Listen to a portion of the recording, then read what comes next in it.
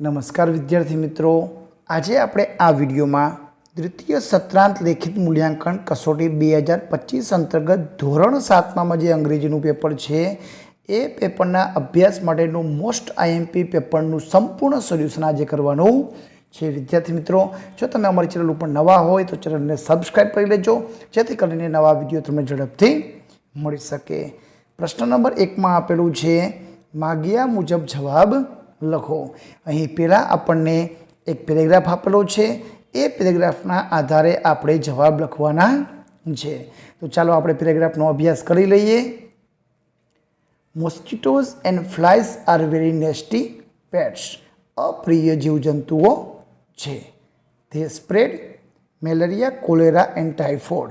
તેઓ malaria, cholera અને typhoid ફેલાવે છે. We have a swarm of flies and mosquito in monsoon and winter.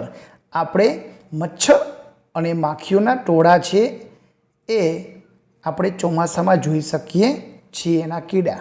We try to kill them.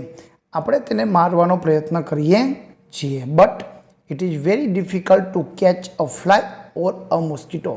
પણ તે ખૂબ જ અઘરું છે મચ્છરને પકડવું અને મારવું. So we became the victim of their bites. તેથી આપણે ઘણીવાર તેના ડંખનો શિકાર બનીએ છીએ. We apply many insecticides. આપણે ઘણી બધી જંતુનાશક દવાનો છંટકાવ કરીએ, ઉપયોગ કરીએ, but they are not much effective. પણ તે અસરકારક નથી.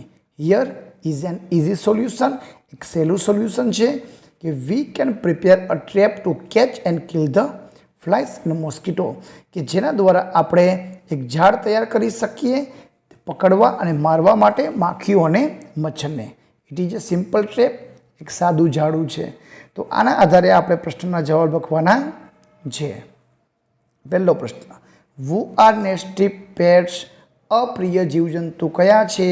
તો જવાબ આવશે mosquito and flies are nasty pets. Number 2, we have a swarm of flies. માખીઓના કીડા છે, મોસ્કિટો મચ્છરના, ઇન ખાલી જગ્યા એન્ડ ખાલી જગ્યા. તો મોન્સૂન અને winter. Number 3, write the name of the disease from the paragraph.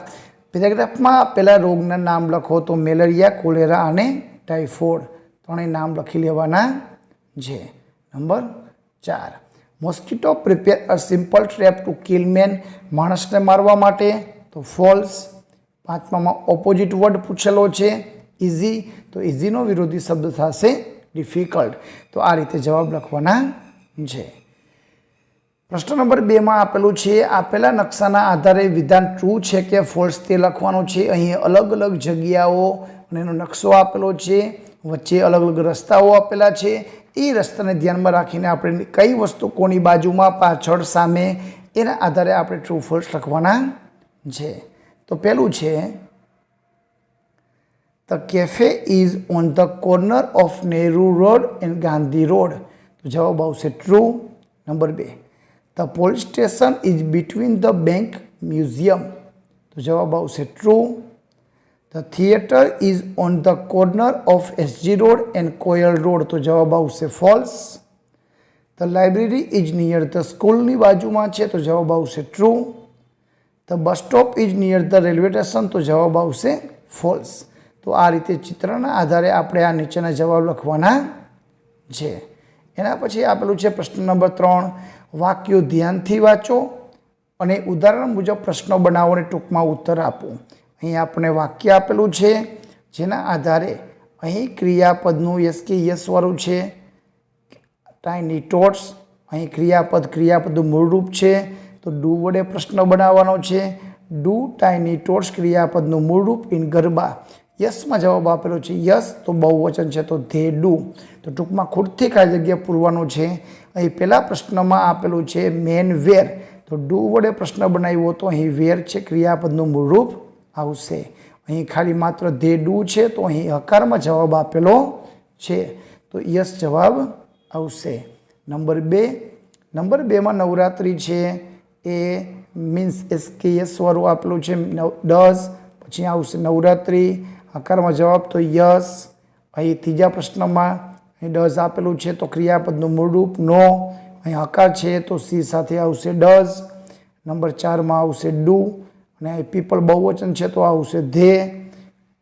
Number 5માં આવશે કવિતા, એના માટે સી વપરાય. તો આ રીતે આપણે ટૂંકમાં પ્રશ્ન વાક્ય અને તેની ખાલી જગ્યા આપેલી છે. પ્રશ્ન નંબર 4માં આપેલું છે રેખાંકિત શબ્દો ઉત્તરમાં મળે તે માટે WH વાળા પ્રશ્નનો ઉપયોગ કરીને વાક્ય બનાવો. પહેલો છે કે Vishwas place badminton at Harish house every Sunday. તો વુ વડે બનાવો, તો નામની જગ્યાએ વુ, બાકી બધુંય એમને પાછળ પ્રશ્નાર્થ.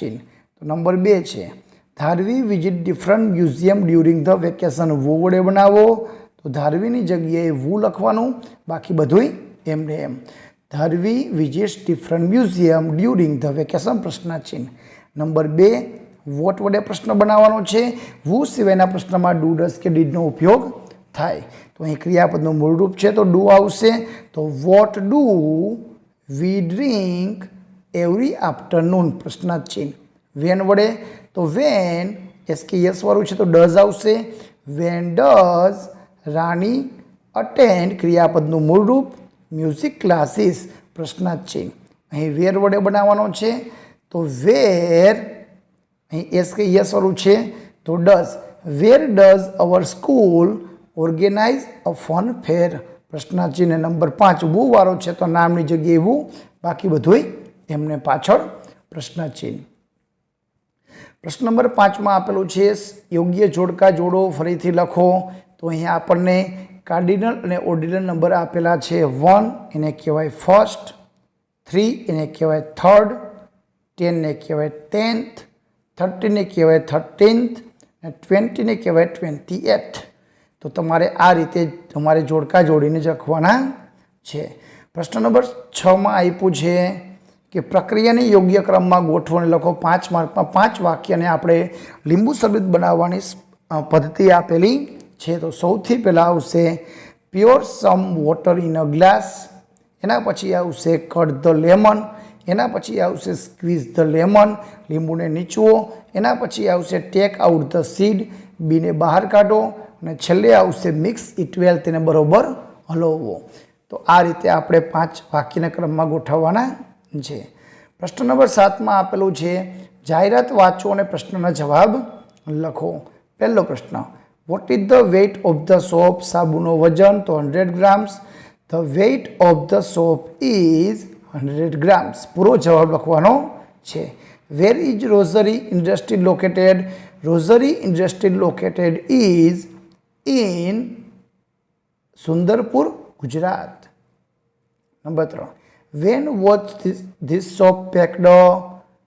તો જવાબ આવશે this soap was packed on June 2013. How much money, કેટલા રૂપિયા?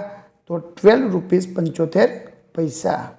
Each Chandni sandal shop available in Gujarat. ગુજરાતમાં સાબુ ઉપલબ્ધ છે. તો ગુજરાતમાં બને છે તો ગુજરાતમાં તો મળે. તો જવાબ આવશે યસ. પણ વિદ્યાર્થી મિત્રો અહીં તમારે પૂરા વાક્યમાં જવાબ લખવાના છે. પ્રશ્ન નંબર 8માં આપ્યું છે વ્યવસાયકારોની ક્રિયા મિક્સ થઈ ગઈ છે, તેને અલગ કરો. ફાર્મર, ગાર્ડનર એન્ડ ટેલર માટે કઈ કઈ અલગ અલગ જે વ્યવસાયકારો માટેની જે વાક્ય મુદ્દાઓ આપેલા છે એ અલગ કરવાના છે. તો પ્લાવ ધ ફિલ્ડ, ખેતર ખેડો, તો એ આવશે ફાર્મર. મેઝર ધ ક્લોઝ, કપડાને માપો, તો a tailor. Cut the clothes in a many shape, અલગ અલગ આકારમાં કાપો, તો ટેલરમાં. મેક અ બ્યુટીફુલ ગાર્ડન, સુંદર બગીચો, તો કે gardener. Gets a good crop, સારો પાક મેળવો, તો આવશે ફાર્મર. પ્રશ્ન નંબર 9માં આપેલો છે આપેલો સમયપત્રકનો અભ્યાસ કરવાનો છે. યસ્ટરડે, ટુડે અને ટુમોરો 3 દિવસનું.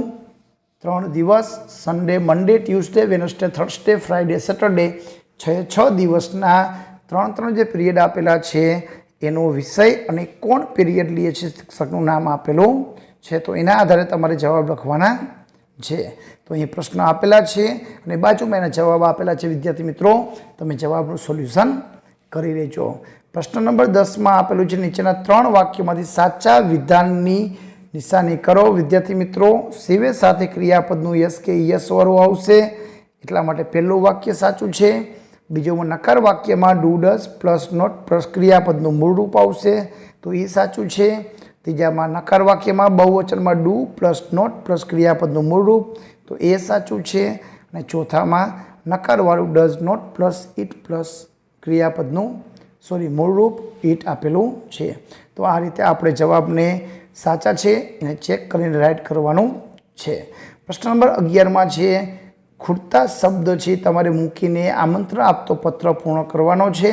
તો your parents are fine, birthday 19th April 2024 ને લવિંગ ફ્રેન્ડ. તો અહીં ડેટમાં તો ડેટ જ આવવાની છે.